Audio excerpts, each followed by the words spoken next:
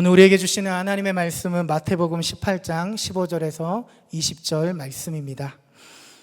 내 형제가 죄를 범하거든 가서 너와 그 사람만 상대하여 권고하라. 만일 들으면 내가 내 형제를 얻은 것이요, 만일 듣지 않거든 한두 사람을 데리고 가서 두세 증인의 입으로 말마다 확증하게 하라. 만일 그들의 말도 듣지 않거든 교회의 말하고 교회의 말도 듣지 않거든 이방인과 세리와 같이 여기라.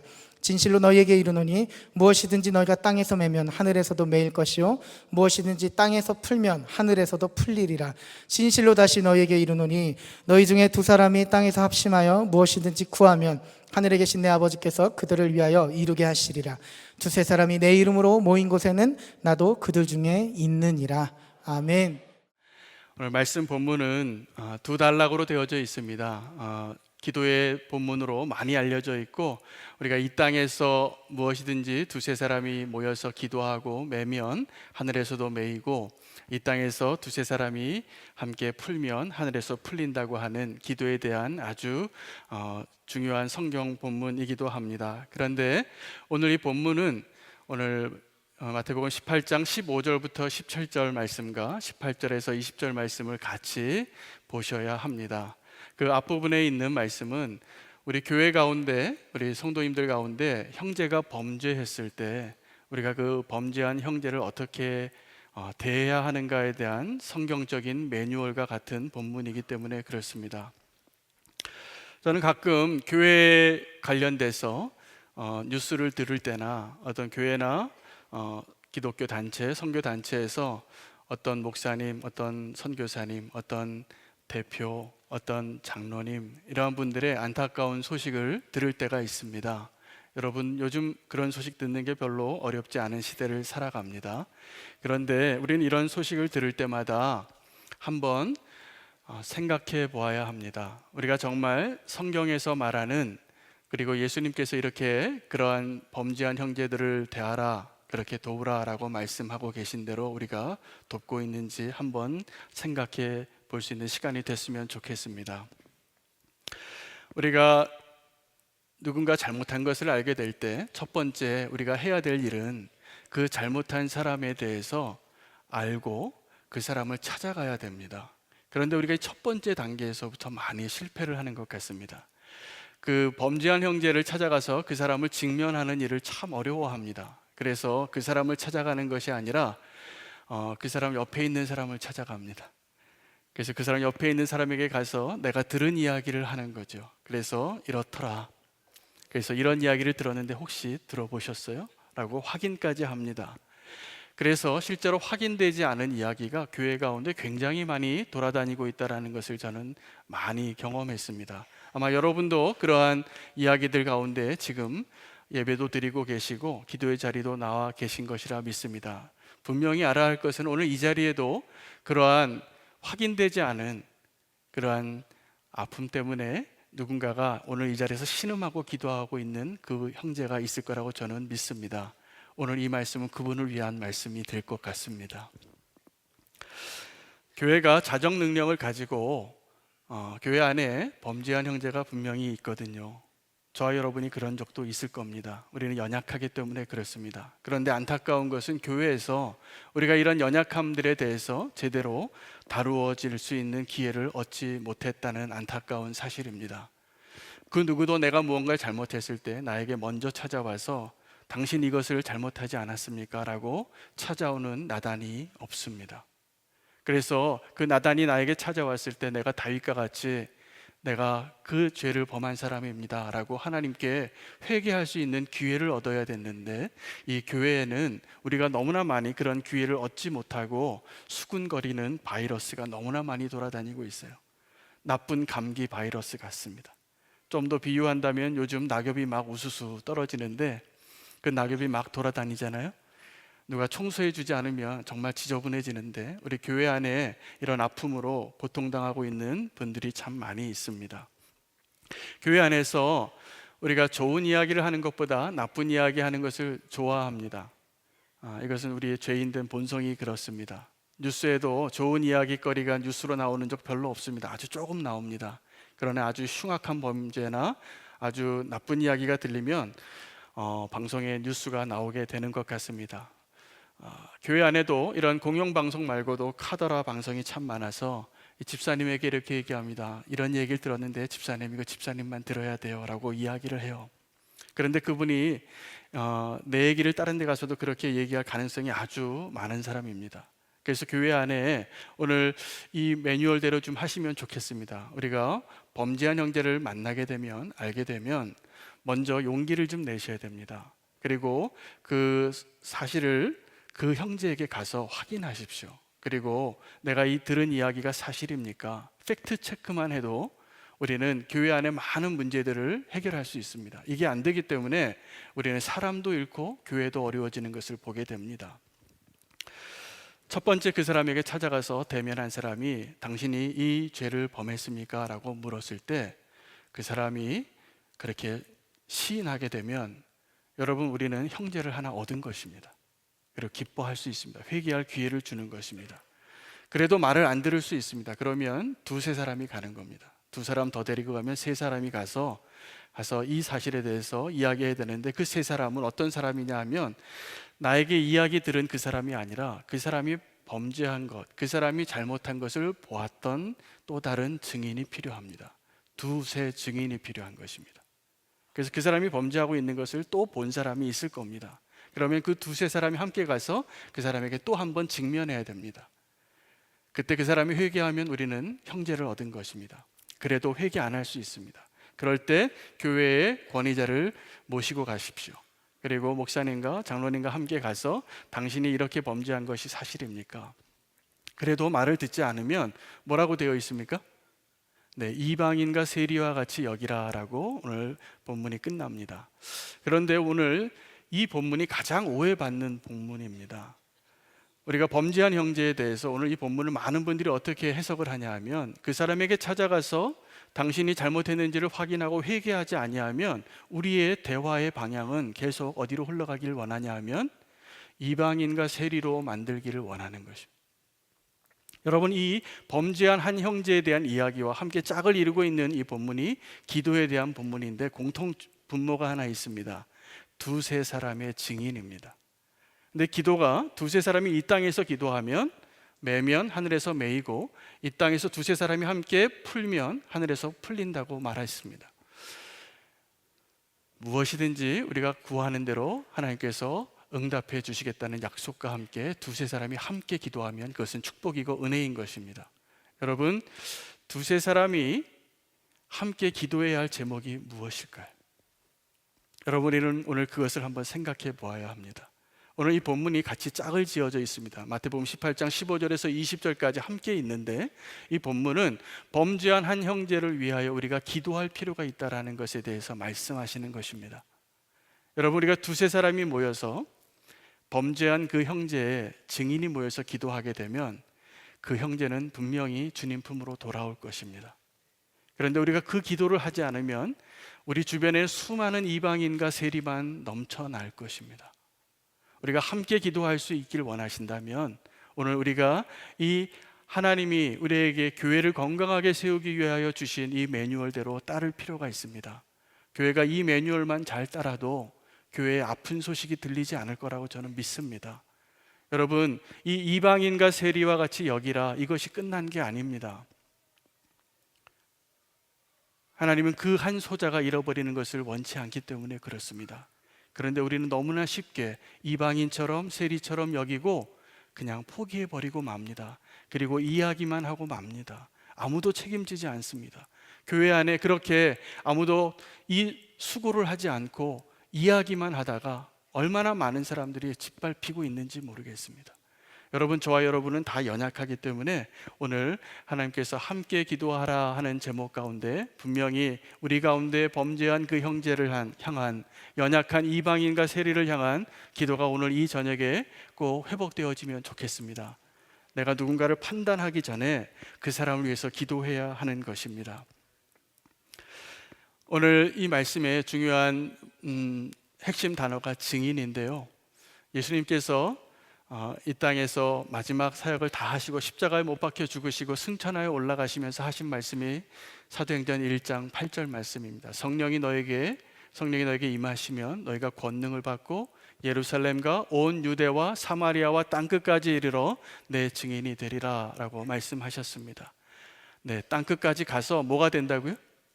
증인이 된다고요. 이 선교적인 이 본문에 또 하나 짝을 이루는 본문이 있는데 마태복음 28장 18절에서 20절 말씀입니다. 하늘과 땅에 있는 모든 권세를 내게 주셨으니 그러므로 너희는 가서 모든 족속으로 제자를 삼아 아버지와 아들과 성령의 이름으로 세례를 주고 내가 너에게 분부한 모든 것을 가르쳐 지키게 하라. 볼지어다 세상 끝날까지 내가 너와 항상 함께 있으리라.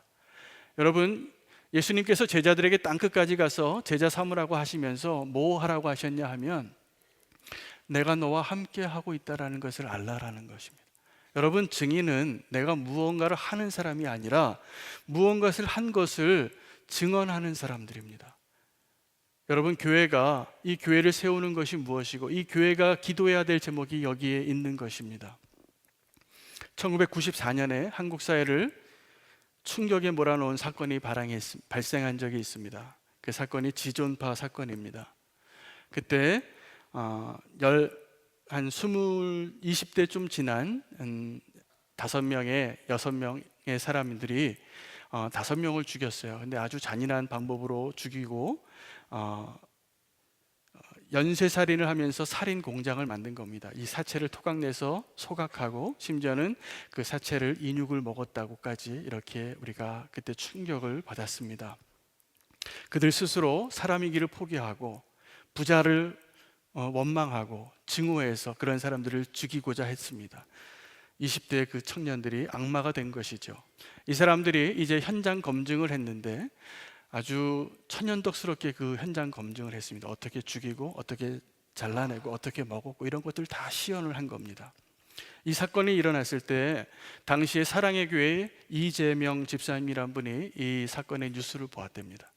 그리고 아무런 죄책감도 없이 이렇게 사람을 죽이고 충격에 빠뜨리는 이러한 악마 같은 짓을 하면서도 전혀 죄책감이 없는 이 사람들을 보고 화가 나서 TV를 껐대요. 그런데 그날 밤에 이 사람들이 생각나는데 잠을 못 이루게 됩니다. 어렸을 때 내가 생각이 나고 내가 얼마나 어렵게 지냈는가를 생각해 보니까 이 아이들이 너무나 측은하게 여겨졌던 것입니다. 그래서 이 이재명 집사님이 교회에서 6명의 지존파 전도 특공대를 만들었습니다. 그래서 이 지존파들을 위해서 기도하고 편지를 쓰고 밤새 편지를 쓰고 선물을 만들어서 보내고 그때 하루에 보낼 수 있는 영치금 한도액이 3만 원이었답니다. 그래서 3만 원 돈도 붙이고 사랑의 모든 행동을 한 겁니다. 그때 그 구치소에 있는 담당자가 이 집사님 전도대들에게 이렇게 이야기를 했답니다. 교회가 구제할 사람이 그렇게 없습니까? 이렇게 사람 같지도 않은 사람들을 뭐하러 찾아옵니까? 이 지존파는 이미 다 사형을 당했습니다. 지금 이 땅에 있지 않는데 그 지존파의 리더격인 김기환이라는 사람이 94년 10월 27일에 이재명 집사님에게 편지를 보냈습니다. 그 편지를 제가 한번 읽어드리겠습니다. 천하에 둘도 없는 악마가 드립니다. 가족은 물론 친구들조차 면회 한번 오지 않았는데 이름도 모르는 사람으로부터 영치금을 받고 보니 마음이 무겁습니다. 저 또한 슬픔과 기쁨에 인간적인 감정이 왜 없겠습니까? 제가 저지른 사건이 이유 여하를 막론하고 잘못되었음을 선생님 앞에 처음으로 고백합니다. 선생님의 앞날에 안녕히 함께 하시길 지옥에서라도 빌겠습니다. 악마의 대리인 김기환 드림. 여러분, 천국에 가면 지존파 김기환을 제가 만날 것 같습니다. 이재명 집사님이 전도했기 때문입니다. 그리고 이 이재명 집사님이 이 지존파에게 했던 일이 다른 게 아니라 회개할 수 있는 기회를 준 것이었습니다. 그래서 악마 같았지만 이 누구도 용납할 수 없는 그 죄를 지었던 사람이지만 그가 회개하고 주님을 영접했다는 놀라운 기적이 일어난 것이죠. 여러분, 교회가 무엇을 위해서 기도해야 하는지 우리 오늘 함께 붙잡았으면 좋겠습니다. 교회는 세상을 위하여 나아가서 증인이 되어지고 그리고 이 세상에서 일어나고 있는 일에 대해서 함께 기도하면서 하나님께 구해야 할 책임이 우리에게 있습니다.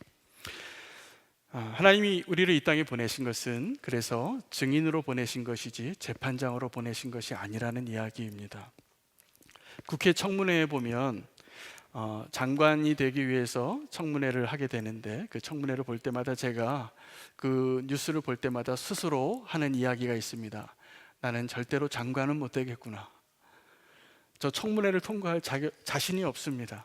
너무나 그 질문이 날카롭고 뭐 어디서 이렇게 자료를 다 찾아오시는지, 저는 그 청문회 통과할 자신이 없어서 장관은 이제 안 되기로 했습니다. 그런데 우리가 이 땅에서 악마의 하수인 노릇을 할 때 어둠의 영역에서 하는 것보다 의로운 자의 영역에서 악마의 하수인의 역할을 할 때가 훨씬 많다는 이야기를 드리고 싶은 겁니다. 우리는 누군가를 판단하고 정죄하는 일에 너무나 탁월한 능력을 이미 갖게 됐습니다. 에덴 동산에서부터 지금까지.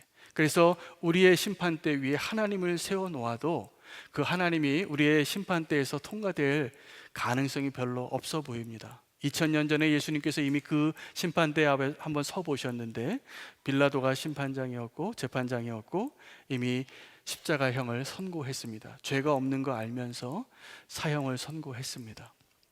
얼마 전에 한 정치인이 자살한 사건으로 많은 국민들이 좀 마음이 아팠습니다. 저도 마음이 아팠습니다. 정치인들 중에서 그래도 나름 깨끗한 정치를 하셨다고 생각됐는데 자기가 자기를 용서하기 힘드셨던 것 같아요. 그래서 하지 말아야 할 결단을 했습니다. 여러분, 우리는 이렇게 정말 누군가를 판단하고 내 자신까지도 용서하기 어려운 그러한 상황 가운데 있기 때문에 오늘 이 기도가 정말 필요합니다. 기도는 어떻게 보면 수동적인 것 같지만 오늘 우리가 함께 기도해야 할 이 기도의 자리에 우리의 기도는 너무나 중요한 기도입니다. 오늘 이 기도를 함께 드릴 수 있으면 좋겠습니다. 기도를 하고 싶을 때마다 우리 마음 가운데 어떤 마음이 드냐 하면 정확하게 기도하고 싶지 않습니다. 기도하기 싫어하는 그 제목들일수록 사실은 우리가 반드시 기도해야 될 제목들이 많습니다. 오늘 말씀대로라면 기도하는 것은 너무나 중요한 성도의 영적인 행위입니다. 여러분, 성도가 기도하는 것을 가장 두려워하는 존재가 사단입니다. 악한 영들은 우리 하나님의 백성이 두세 사람이 모여서 기도하는 것을 가장 싫어하고 가장 두려워합니다. 오늘 함께 기도할 수 있기를 원합니다. 그래서 오늘 이 밤에 정말 사단이 가장 싫어하는 것을 함께 꼭 실천하고 돌아가시기를 바랍니다. 그래서 성도가 기도하는 것을 사단이 가장 두려워하는데, 사단이 더 두려워하는 것은 성도가 함께 기도하는 겁니다. 두세 사람이 함께 기도하는 것입니다. 그 자리에 예수님이 함께 하신다고 하셨고, 그 기도가 모든 결박을 끊고 모든 질병을 낫게 하고 우리가 불가능이라고 생각하는 그것을 분명히 가능하게 할 것을 저는 믿습니다. 이 함께하는 기도에 가장 모델이 되는 사람이 솔로몬입니다. 여러분, 솔로몬은 아버지 다윗이 이 성전을 준비할 모든 것을 준비해 놓고 아들에게 성전을 부탁해서 이제 성전을 건축을 시작하게 되는데, 성전 건축을 시작하기 전에 왕이 되고 1000번제를 드립니다. 1000번제를 드리는 건 보통 정성이 아니잖아요. 그래서 이 정성을 보고 하나님께서 솔로몬에게 무엇이든지 구하라, 내가 너에게 주리라, 이렇게 말씀했을 때 솔로몬이 아주 지혜롭게 대답을 했습니다. 부귀 영화를 구하지 않았고 장수를 구하지 않았고 강력한 나라를 구하지 않고 지혜를 구했습니다. 그리고 그의 표현대로라면 듣는 마음을 구했던 것입니다. 그래서 우리가 이거 하나는 알 수 있습니다. 솔로몬이 왜 축복받은 삶을 살았냐 하면 출제자의 의도를 잘 알고 있다는 것입니다. 그래서 하나님이 무슨 대답을 듣고 싶은지를 잘 알았던 사람이에요. 그래서 하나님 무언가 질문을 할 때마다 솔로몬은 그 질문을 잘했기 때문에 하나님의 지혜도 얻고 덤으로 우리 모두가 원하는 그 부귀 영화를 다 누렸습니다. 그런데 이 솔로몬이 이제 그 성전을 다 완성하고 기도를 합니다. 역대하 6장에 이 솔로몬의 기도가, 성전을 완성하고 드리는 솔로몬의 기도가 기록이 되어져 있는데, 그 기도에는 기도 제목 리스트가 있습니다. 그래서 범죄한 사람이 이곳에 와서 기도하면 하나님 들어주십시오. 이 땅에 기근이 왔을 때 기도하면 이 땅을 고쳐주십시오. 이 땅에 전염병이 돌면 우리의 질병을 고쳐주십시오. 전쟁이 시작하면 우리가 기도할 테니 우리를 도와주십시오. 이 기도의 제목이 한 10가지가 나와요. 그런데 이 솔로몬의 기도 제목 가운데 역대하 6장 32절에 제 눈에 확 들어오는 기도 제목이 있었습니다. 제가 한번 읽겠습니다. 주의 백성 이스라엘에 속하지 않은 이방인에게 대하여서도 그들이 주의 큰 이름과 능한 손과 펴신 팔을 위하여 먼 지방에서 와서 이 성전을 향하여 기도하거든 주는 계신 곳에서 들으시고 모든 이방인들이 주께 부르짖는 대로 응답해 주소서. 여러분, 기가 막힙니다. 이 솔로몬이 또 한 번 출제자의 의도를 파악했습니다. 이 성전이 왜 존재하는지를 알았던 겁니다. 그래서 이 성전이 내가 범죄했을 때, 내 땅에 기근이 있을 때, 내 땅에 전염병이 있을 때, 내가 전쟁할 때 도와주시옵소서, 이 기도 제목뿐만이 아니라 하나님이 정말 솔로몬의 성전에서 듣기 원했던 기도는 만민이 기도하는 거였어요. 그래서 이 솔로몬이 이방인이 그 먼 곳에서 하나님의 그 크신 이름과 하나님의 그 강한 손과 하나님의 그 크신 팔을, 펴신 팔을 구하여 이 땅에 와서 먼 곳에서부터 와서 기도하면 그들의 기도를 들어주소서. 이 기도 때문에 솔로몬의 성전은 이제 이방인의 성전이 되어버립니다. 하나님이 이 솔로몬의 기도를 좋아하셨을까요? 안 좋아하셨을까요? 기뻐하셨습니다.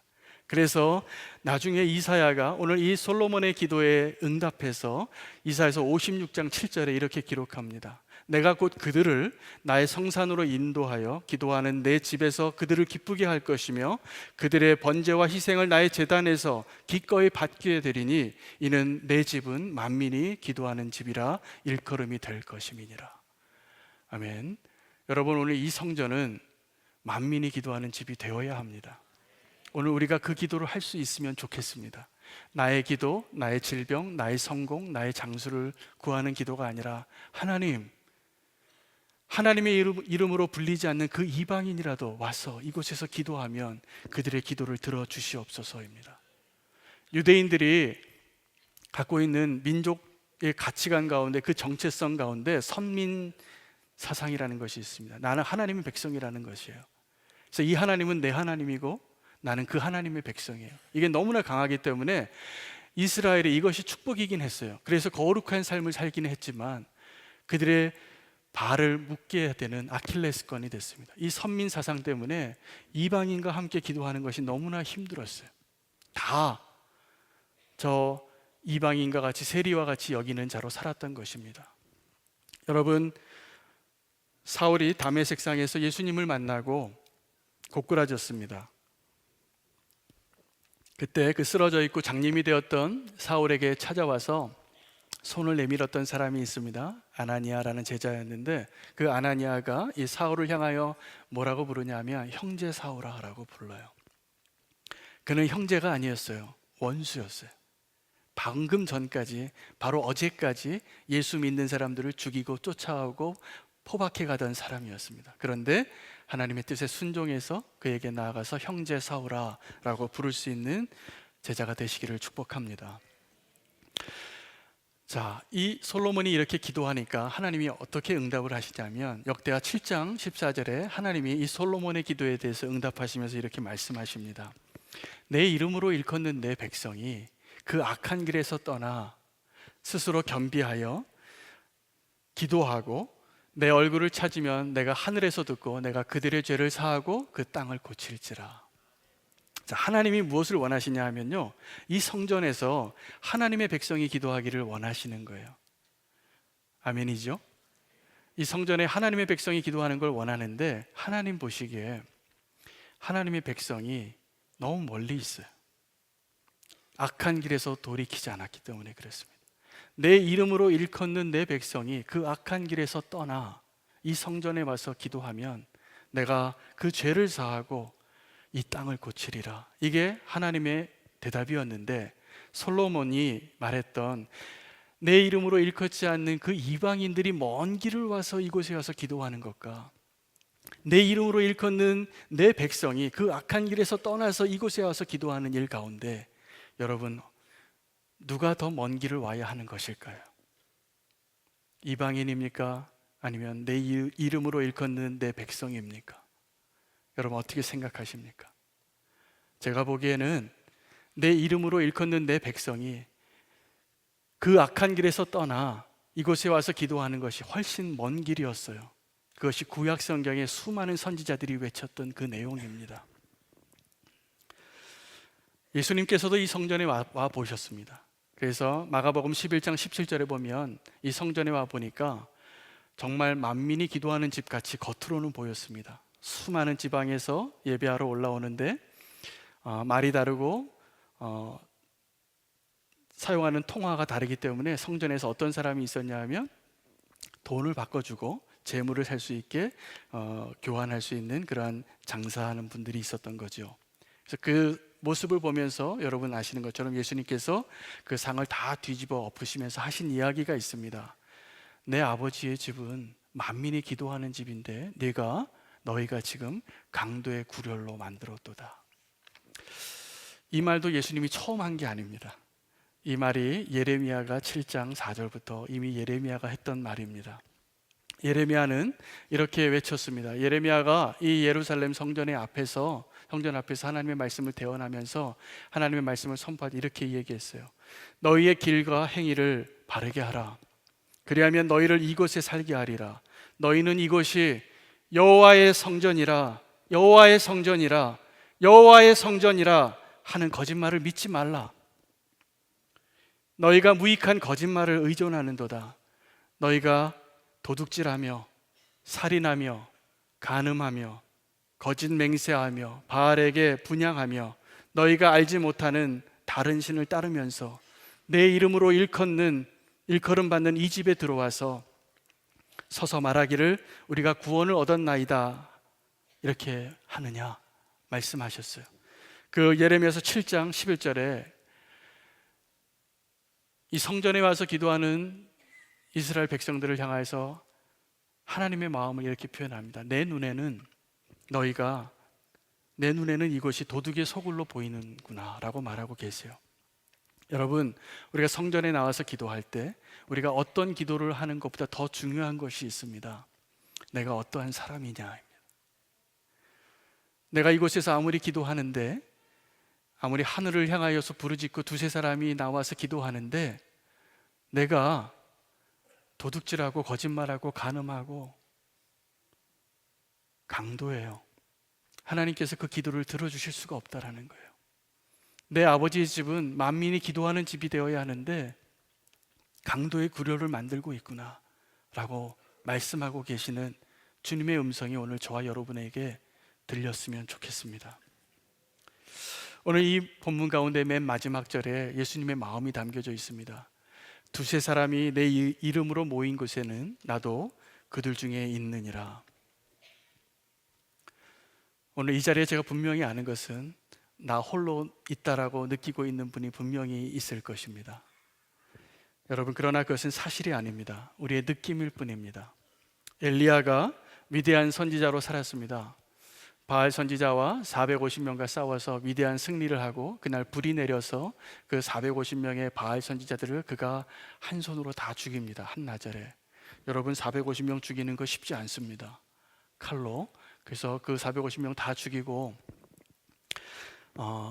쓰러졌어요. 왜 쓰러졌냐 하면 그 450명 다 죽였기 때문에 그것이 지쳐서 죽은 것이 아니라 이세벨이 한 말이 들린 거예요. 이세벨이 뭐라고 얘기했냐면 네가 오늘 이 바알의 선지자들을 죽인 것처럼 내 손에 너도 그렇게 되리라. 이 여인의 말에 그가 꼬꾸라지고 로뎀나무에 쓰러져 있었습니다. 그때 하나님께서 이 엘리야에게 찾아오셔서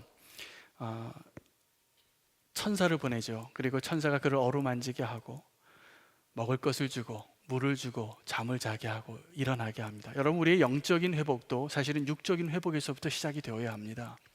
잘 먹고 잘 사십시오. 그래야 우리가 영적으로도 건강해질 수 있습니다.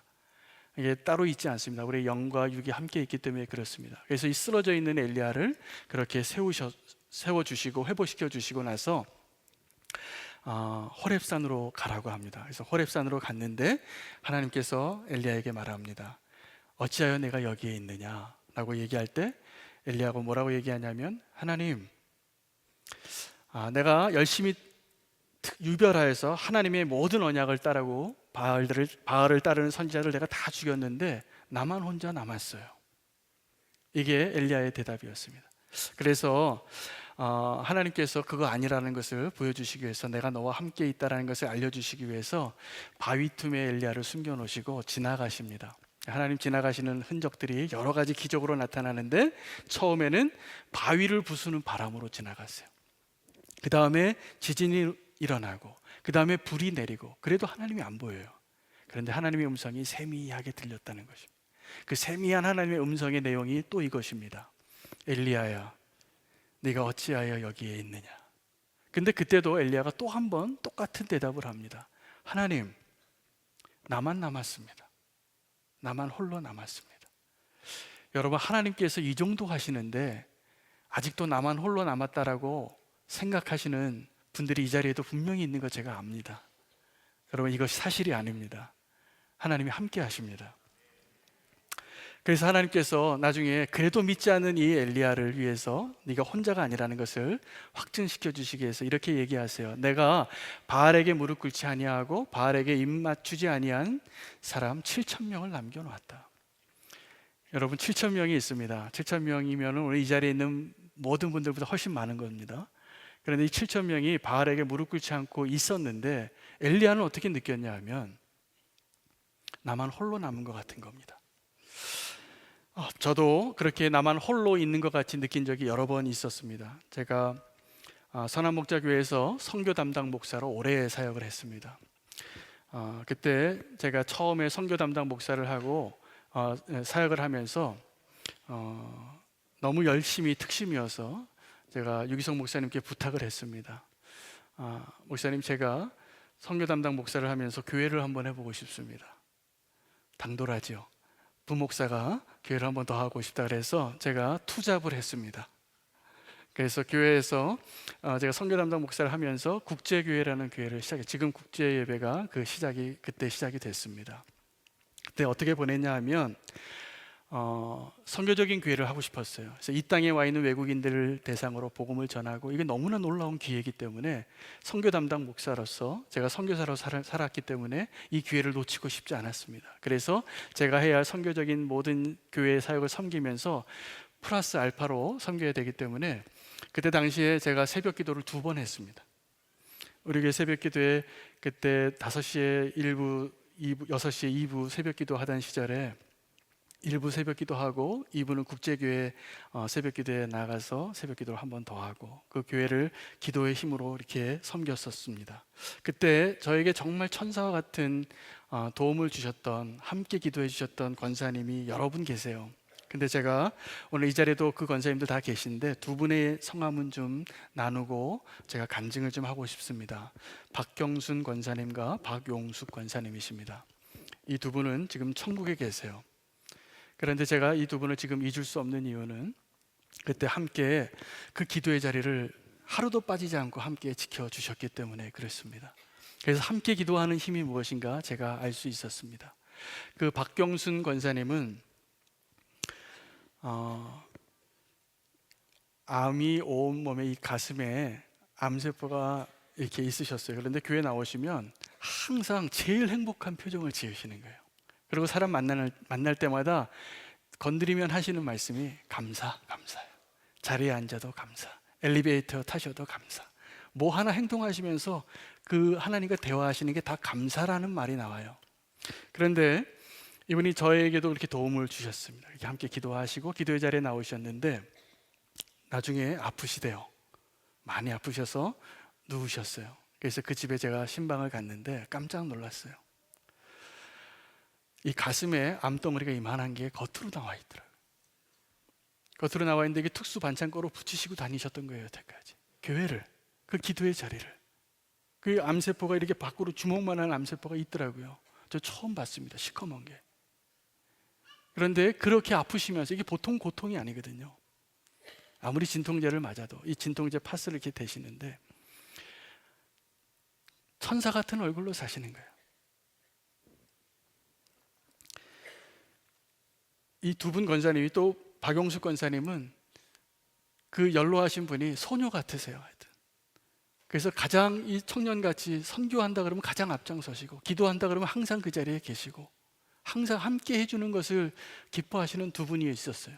물론 이 두 분 말고도 함께 해주셨던 분이 많이 있지만 생존하시기 때문에 제가 이름은 안 드리겠습니다. 근데 이 두 분은 지금 천국에 계시기 때문에 제가 감사하는 마음으로 이렇게 좀 간증을 나누겠습니다. 그런데 이 두 분은 영어를 한마디도 못하는데 국제교회를 도우러 오신 거예요. 별 도움이 되지가 않으세요. 그런데 항상 기도의 자리는 계시고, 우리 국제 예배를 드리면 영어로 진행을 해야 되는데 그 자리에 계시면서 항상 웃으시면서 그 외국인 형제들을, 자매들을 손녀 같거든요. 손자 같고, 우리 교제하는 시간에 가면 가서 안아주는 거예요. 할머니 같이, 어머니 같이 그 역할을 하셨어요. 나중에 이제 그 외국인 학생들이 떠나면서 간증을 하는데 자기가 예수를 믿게 됐다는 거예요. 근데 왜 믿게 됐냐 얘기하는데 어떤 할머니가 와서 안아주더래요.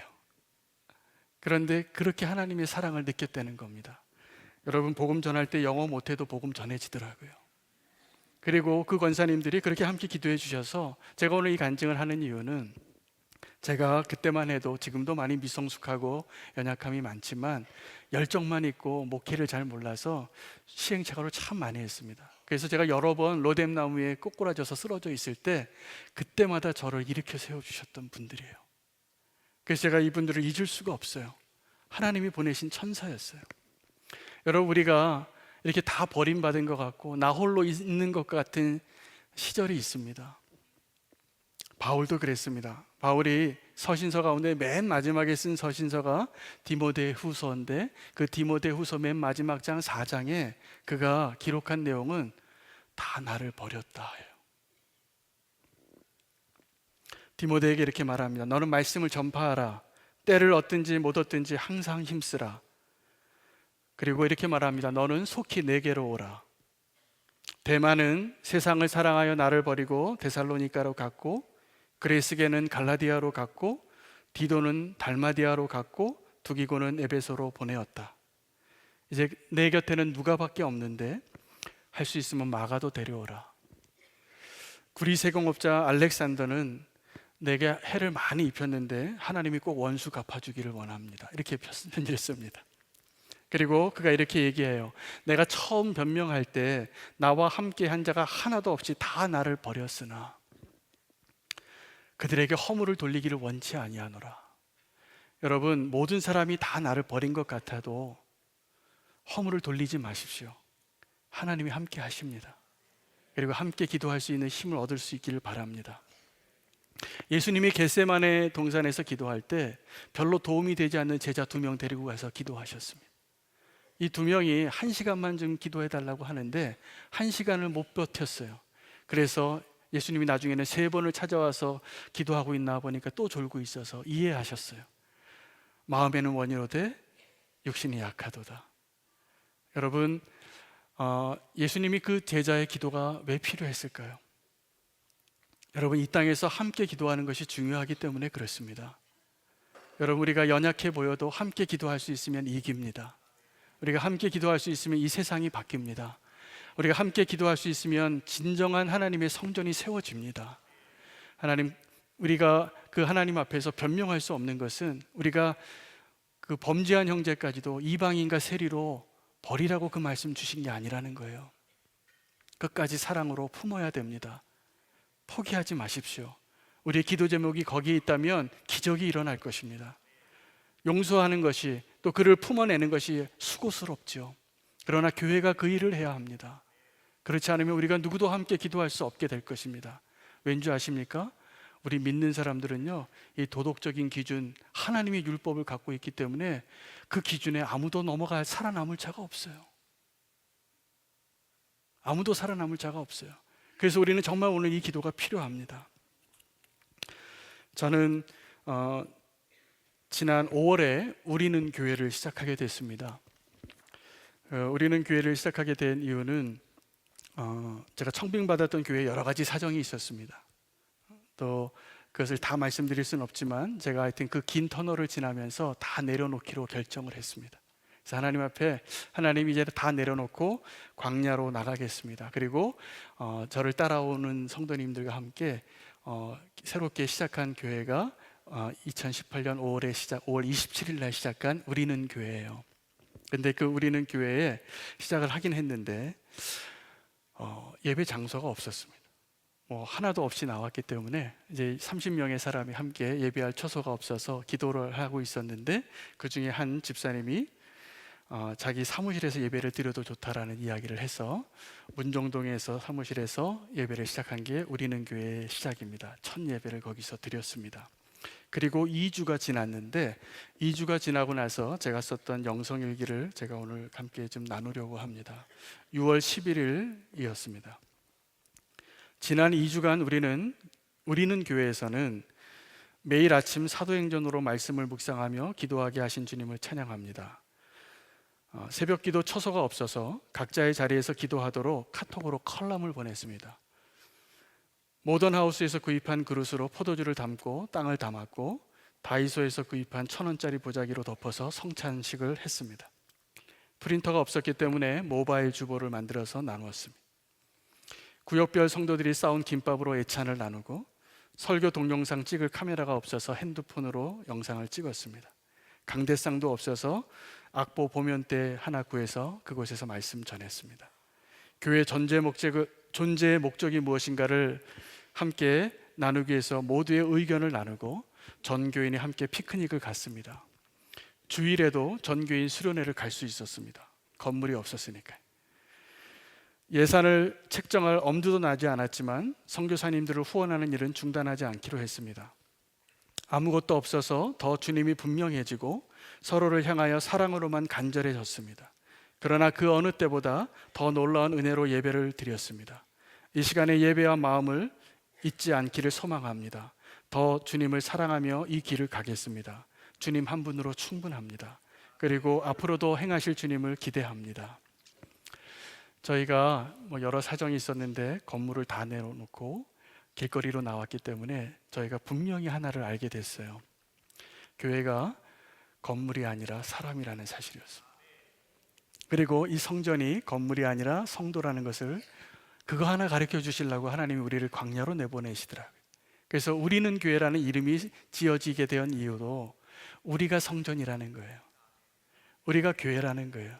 건물이 없어도 우리는 교회가 될 수 있더라고요.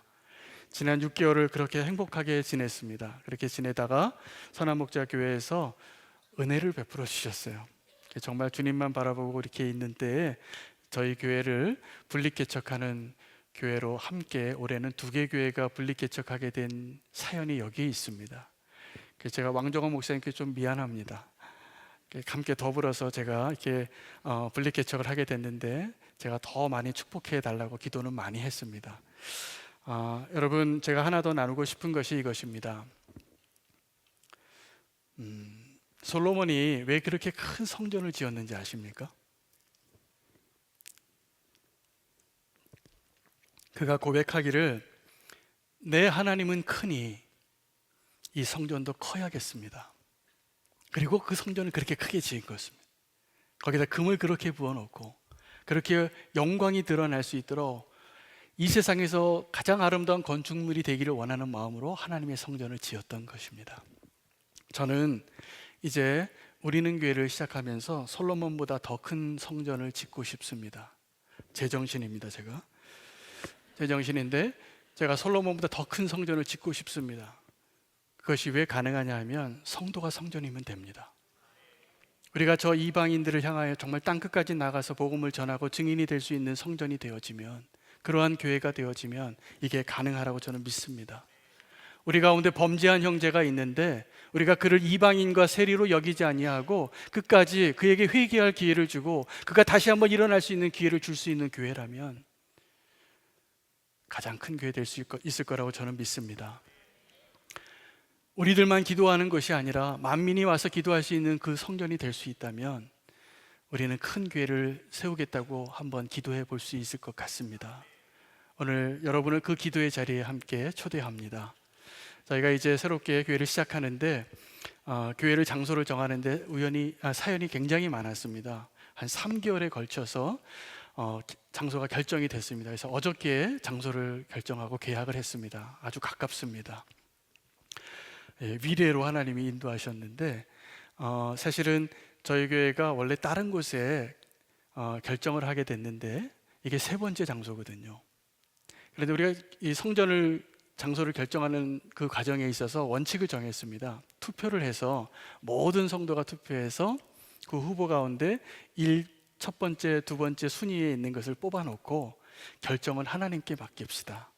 그래서 마지막에 제비를 뽑기로 했습니다. 제비를 뽑아서 결정을 했는데 그 건물주가 갑자기 계약을 취소하겠다고 하는 거예요. 하루 전날. 그래서 그것이 무산이 됐습니다. 또 다른 장소를 또 하나 하나님이 찾게 하셔서 그것을 똑같은 방법으로 또 한 번 투표를 했는데 그것도 또 무산이 됐습니다. 우리가 가려고 하는 곳에 또 그곳에 어떤 목사님이 목회하시던 그 교회의 장소로 들어가기로 했는데 그 목사님이 안 떠나시게 됐어요. 그래서 그 장소를 또 못 들어가게 되고 세 번째 장소를 또 결정하게 되는데 동일한 방법으로 하게 됐습니다. 그래서 하나님께서 이제 저희 우리는 교회를 그곳에 이제 심으셨는데 우리가 그곳에서 솔로몬의 성전보다 더 큰 교회를 한번 세워보고 싶습니다. 우리가 성전이 되면 가능하다고 믿습니다. 만민이 기도하는 집이 되면 가능하다고 믿습니다.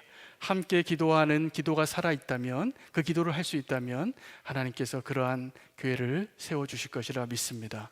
그렇게 저희 교회를 위해서 함께 기도해 주시면 좋겠습니다. 함께 찬양하겠습니다. 찬양하고 함께 한번 기도하고 오늘 이어지는 기도의 시간을 가지시면 좋겠습니다. 우리를 사용하셔서 우리 찬양을 함께 찬양하겠습니다.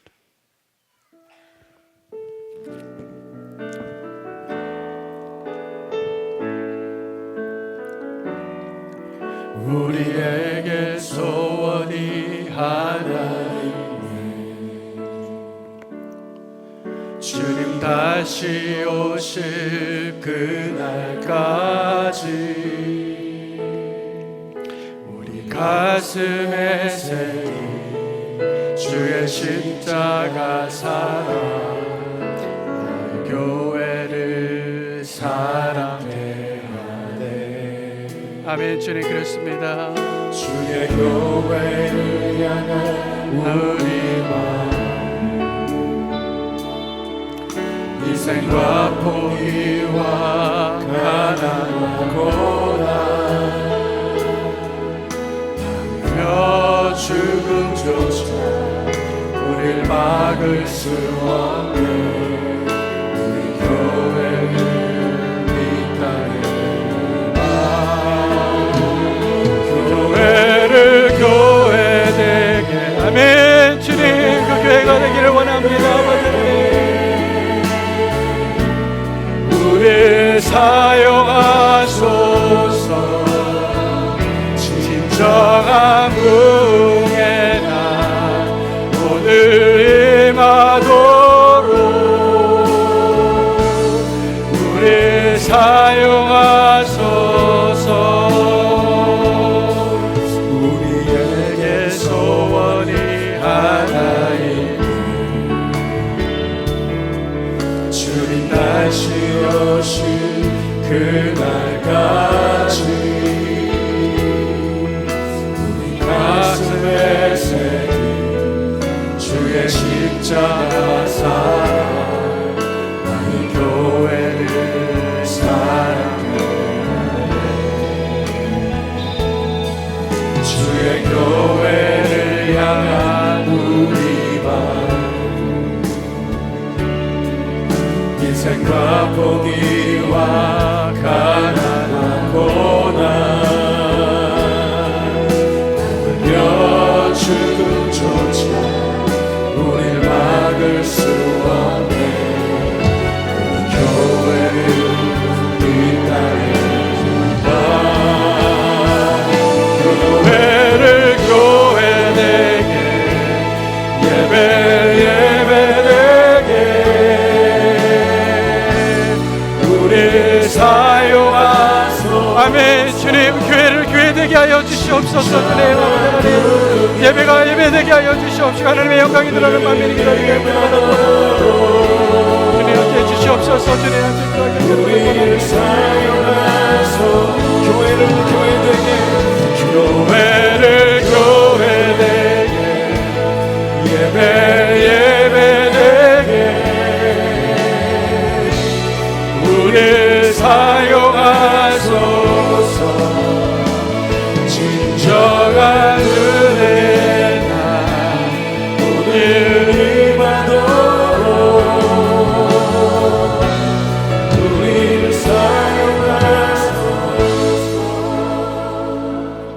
이렇게 기도하기를 원합니다.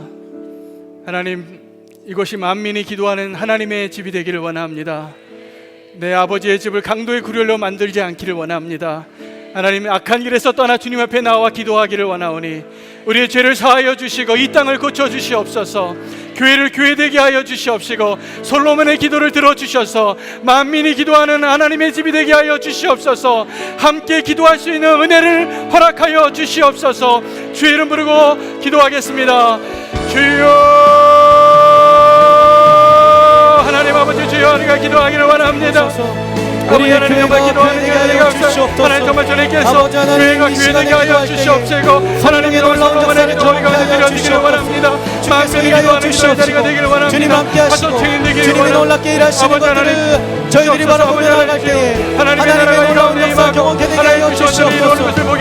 하나님 일하여 주시옵소서. 하나님 함께하여 주시옵소서. 주님께서 역사하여 주셔서 우리의 교회가 교회되게 하여 주시옵소서. 우리의 교회가 주님 앞에 세워지게 하여 주시옵소서.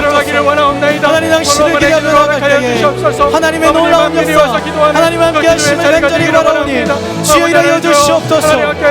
아버지 일하여 주시옵소서. 하나님 함께 하여 주시옵소서. 아버지 역사하여 주셔서 주님의 놀라운 교회가 세워지게 하여 주시옵소서. 주님의 공동체들이 일어나 세워지게 하여 주시옵소서.